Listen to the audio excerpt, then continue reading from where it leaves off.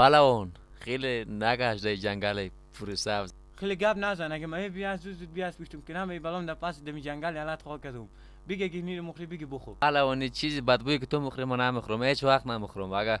اگر چیز سم اگه داری بده، اگه نداری. تو چی میگوی؟ شلغم هم از غزنی آوردم مفهومی یا نه؟ دی جنگل بخی بدون شلغم هیچ چیز پیدا نمیشه.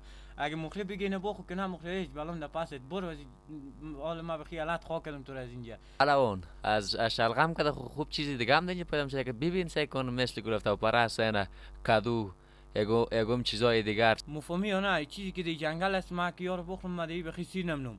و ما دیگه که جو سیر نمونم بیرون. پهلوان شلغم که تو میخوری بسیار بد بوی میده.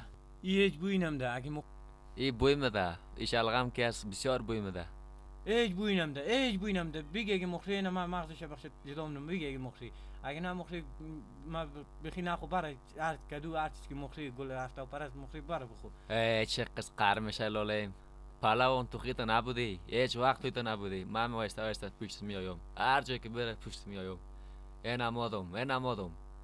بازم مودی تو مرا بخیر قرار نمیلی؟ یلا کو مرا بله که ما برم سون کار خود که ما از خود کار دارم. تو خب بیکار آدم هستی. من تو رو ناقی آوردم. خواه خیلی گپ نزن. من پشت میایم. هر جایی که تو بری من میام. این امادم. خواه دیگه خیلی تیز نرو دیگه. اوه خدا تو مرا میلی یا نه؟ یا بله که ما پاس برم سون رای خود یا بیاس پشت. لاله پهلوان تو هم زوخ که من تو رو آوردم تو بخیر قرار نشنی مرا. یا مرا بله یا پاس برسون کارت. من بخیر کار ندارم.